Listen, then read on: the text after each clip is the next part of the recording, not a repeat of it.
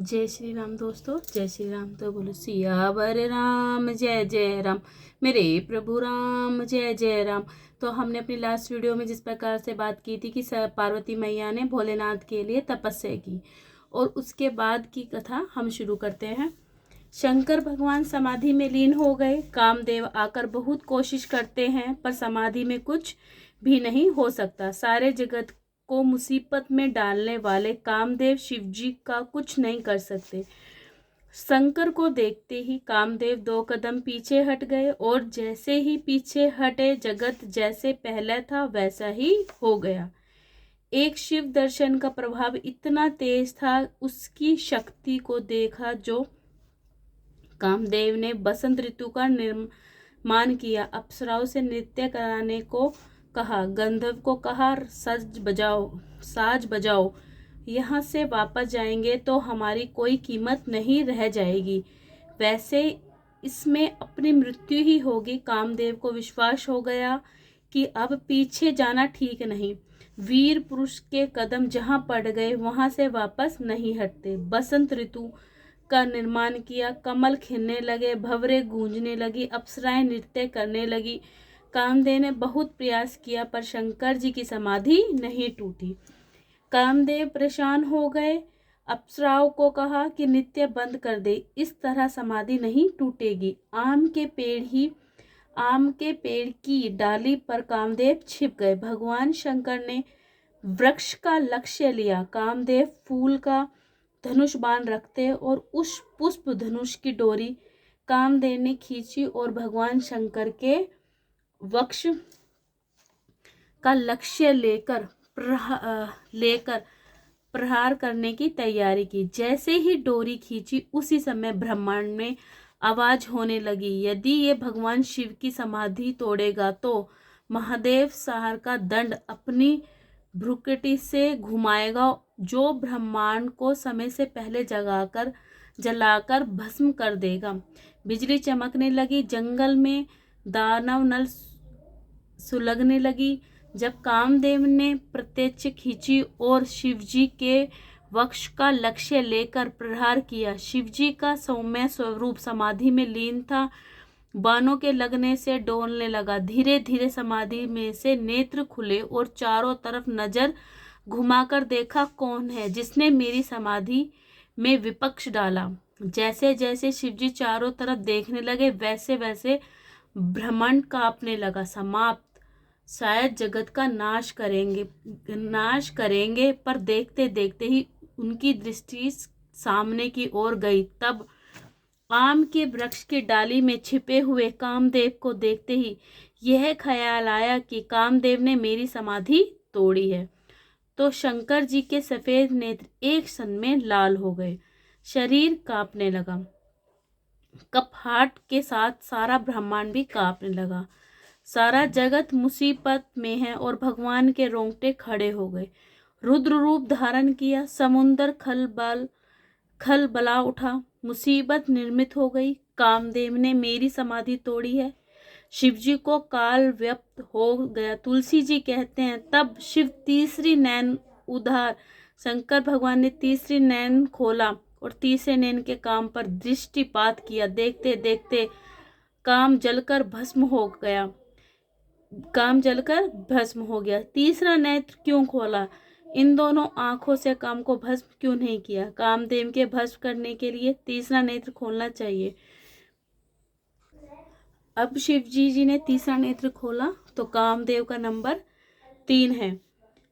कारण नंबर 3 है धर्म, अर्थ, काम, मोक्ष। इसमें तीसरा स्थान जलने के लिए तीसरा नेत्र खोला। अथवा तो संत धर्म ग्रंथ में ऐसा निर्णय है कि काम का प्रवेश मानव की आंखों में होता है।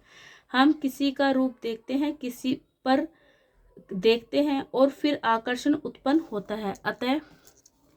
अतः ये आंखों में से काम प्रवेश करता है। शिवजी ने आंख तीसरी खोलकर कामदेव को जला डाला। जब काम की मृत्यु हो गई तो सारे संसार में हाहाकार मच गया। जितने योगी थे वे नाचने लगे कि कामदेव जल गए, अब हमारी साधना में कोई मुश्किल नहीं आएगी। भोगी लोग रोने लगे कि कामदेव जल गया, अब जीवन में कोई रस नहीं रहा, भोग समाप्त हो गए। तुलसी जी ने लिख डाला, भोगी दुखी कामदेव की पत्नी रवि विधवा हो गई, मांग का सिंदूर मिटा दिया और रोती रोती बाल खोलकर धरती पर आलिंगन करती करती कामदेव की पत्नी रोती रोती भगवान शिव जी के पास आकर सिर पर छाड़ने लगी, आपने मेरे पति को जला दिया, मुझे विधवा कर दिया। और रति का रोना धोना देखकर भगवान शंकर को दया आ गई, क्रोध का उत्तर दिया, प्रभु आशुतोष कृपालु शिव अबला निरखी बोले सही। अबला का रुदन देखकर भगवान ने मन में उनके प्रति करुणा उत्पन्न हुई, साधना में से जगे तब क्रोध नहीं था, कामदेव को देखने पर क्रोध आया था, रीति को रोता बिलखता देखकर क्रोध को विदाई दे दी। तुलसी जी कहते हैं कि मानव के जीवन में क्रोध जरूरी है, पर जरूरत होने पर क्रोध बुलाओ, जरूरत पूरी होने पर उसे विदाई दे दो। जैसे भोलेनाथ ने क्या करा, जब उनको क्रोध आया तो उन्होंने कामदेव को भस्म कर दिया, पर जब उनकी पत्नी रवि रोते हुए आई भोलेनाथ के पास तो उन्होंने अपने क्रोध को विदाई दे दी। ऐसी ताकत जो क्रोध पर हमारी आ जाए तो जगत में क्रोध की भी जरूरत नहीं रहे। रति को देखते ही भगवान ने क्रोध को विदाई दे दी। रति को कहा, रति मैंने तेरे पति को जला दिया, परंतु अब तो तेरे पति का नाम अदृश्य रहेगा। अब तक शरीर से सबको तंग करता था, अब बिना शरीर के सबको तंग करेगा। अब तेरे पति मुझे कब मिलेगा, अब तेरा पति तुझे कब मिलेगा वह कहते हैं। द्वापर युग में जब कृष्ण अवतार होगा तब कृष्णा का पुत्र तुझे पति के रूप में संदेह प्राप्त होगा। भगवान ने रति को आशीर्वाद दिया, आशीर्वाद लेकर रति चली गई।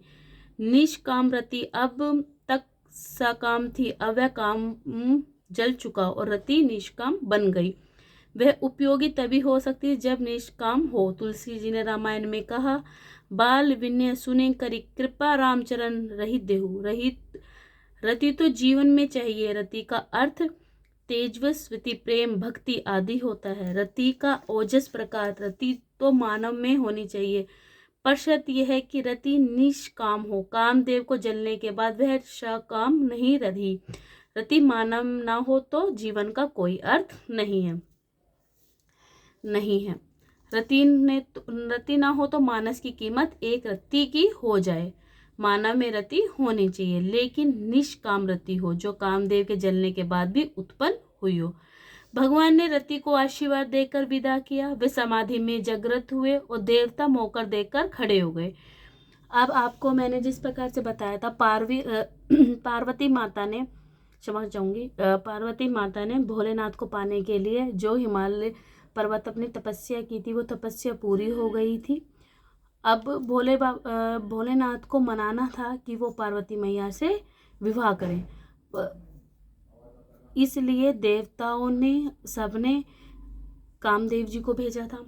अब जब वो कामदेव को भस्म कर दिया, इसके बाद की कहानी है और किस प्रकार से देवताओं ने वंदना की भोलेनाथ की पार्वती मैया से विवाह करने के लिए। तो अब आगे की कहानी हम अब पढ़ रहे हैं। आगे की कहानी अगली वीडियो में। जय श्री राम दोस्तों, जय श्री राम।